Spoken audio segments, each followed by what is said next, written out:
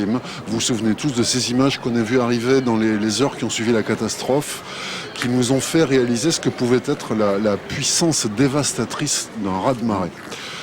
Eh bien là-bas, à Sumatra, ça fait 4 ans et demi que la population se pose en fait une question centrale. Est-ce que ça peut se reproduire? Est-ce que ça peut revenir? Les spécialistes qui travaillent d'arrache-pied, qui font des découvertes étonnantes, ont une réponse, ils sont formels. Oui, ça va se reproduire tout simplement parce que c'est naturel, c'est mécanique. Ils ont même ciblé un endroit, une ville, Padang, qui pourrait être la prochaine victime d'un tsunami. Là-bas, le décor est très beau et les habitants, eux, ils doivent apprendre à vivre avec l'angoisse. Eh bien, on y va.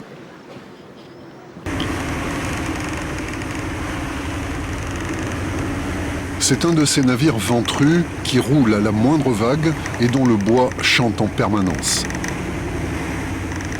Pourtant, malgré les apparences, ce n'est pas un bateau comme les autres. Chacun de ces voyages est une aventure à part entière.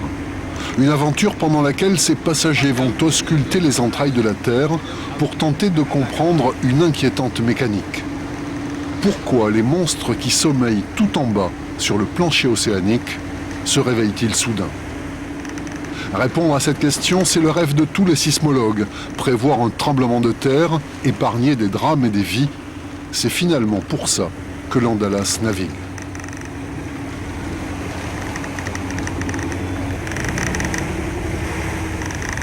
Aaron Messner est américain, c'est son 5e voyage à bord et le début d'une longue carrière, d'ores et déjà entièrement vouée au séisme. Sismologue lui aussi, Danny Hillman est indonésien. Ce genre de périple lui est familier. Les îles perdues, la météo capricieuse et le matériel parfois défaillant, tout ça, il connaît par cœur. Nous allons sur l'île de Banyak pour voir une de nos stations GPS. Elle a un problème parce que ça fait 1 mois qu'elle n'émet plus. La télémétrie est en panne.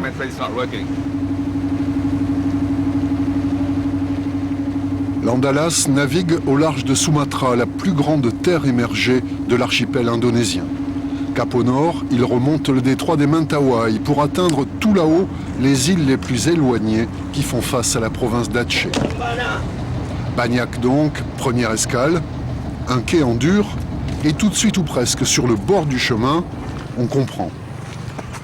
Tout ce bois mort, c'était la mangrove. Elle est morte car l'île s'est enfoncée dans l'océan à l'issue du dernier tremblement de terre. Il faut dire que la Terre bouge beaucoup depuis quelque temps, à tel point que les sismologues en ont fait un de leurs lieux de référence. Le temps de trouver un guide, et voici l'équipe sur le chemin de la colline, le point le plus élevé de l'île.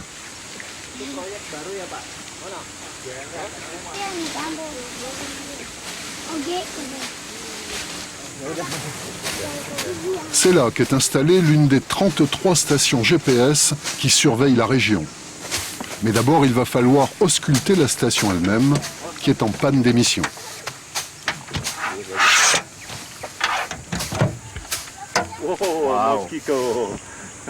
Cette fois, les moustiques n'y sont pour rien. En fait, ce sont des fourmis qui ont eu raison de la technologie et on va mettre de la craie pour les tuer. Le GPS, c'est l'outil de mesure indispensable aux sismologues. Avec une précision de l'ordre du millimètre, aucun mouvement du sol ne lui échappe. Celui-ci a enregistré le tremblement de terre de 2005 à Nias et à Simelu. Cette île s'est enfoncée d'1 mètre.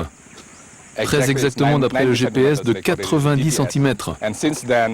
Depuis, elle est remontée de 10 cm, donc elle a récupéré 10% de son ancien niveau. 4 ans après, personne ici n'a oublié le tremblement de terre de 2005. Il dit qu'il a eu très peur, alors il est venu s'installer ici pour dormir sous la tente. Les autres villageois ont fait pareil, ils étaient tous là. Et ils ont campé dans le champ pendant 2 mois. Ici, c'est la marmite du diable. En 9 ans, le couvercle a sauté 8 fois, très violemment. Les magnitudes enregistrées vont de 7 à 9. Les puissances libérées sont gigantesques. Elles ont causé des centaines de milliers de morts.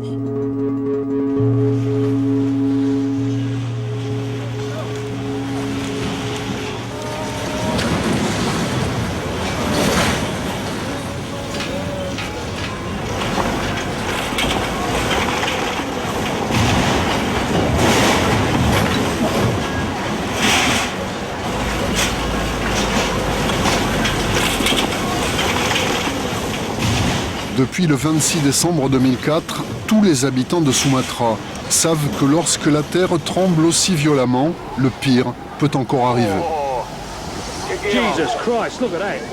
Quand l'océan devient comme fou et monte à l'assaut des terres.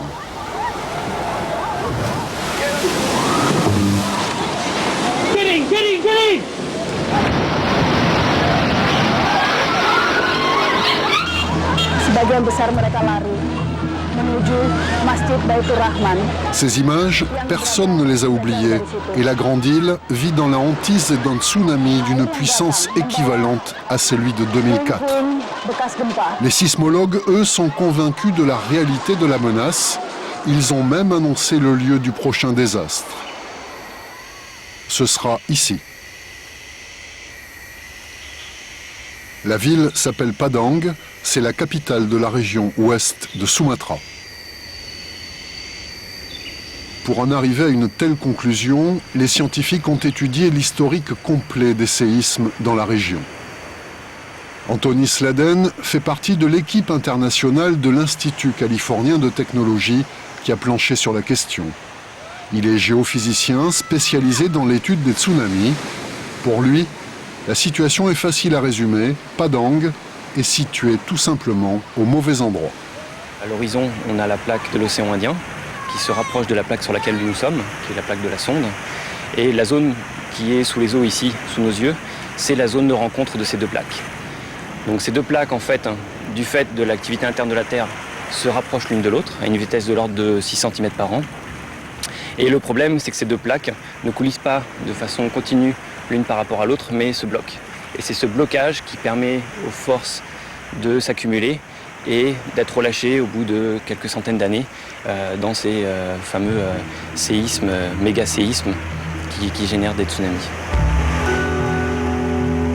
Dans le cas d'un séisme sous-marin, tout le paradoxe est là. Deux échelles de temps se succèdent brutalement. L'énergie accumulée pendant des centaines d'années se libère en quelques instants seulement, et c'est elle qui donne l'impulsion à la masse liquide qui va générer le raz-de-marée. À Padang, il arrivera très vite. C'est une vague de 5 à 6 mètres, donc une montée de la mer très rapide, en quelques dizaines de minutes. Toute la zone ici recouverte par une mer 5 mètres plus haut et qui donc va recouvrir toute la ville, tout l'environnement ici.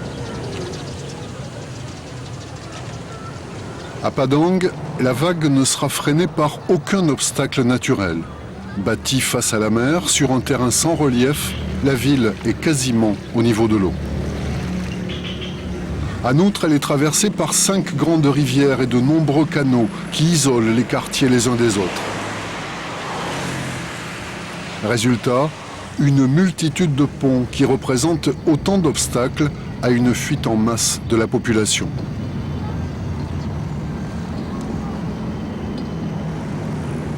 Dernier handicap naturel, et non le moindre, Padang compte 800 000 habitants. On estime qu'un tiers d'entre eux environ vivent à proximité de la mer. Comment évacuer autant de gens en moins d'une demi-heure, alors qu'un séisme, violent par définition, a détruit ou endommagé les voies de communication? En 2004, personne n'avait vu venir le drame. D'où peut-être l'insistance des sismologues aujourd'hui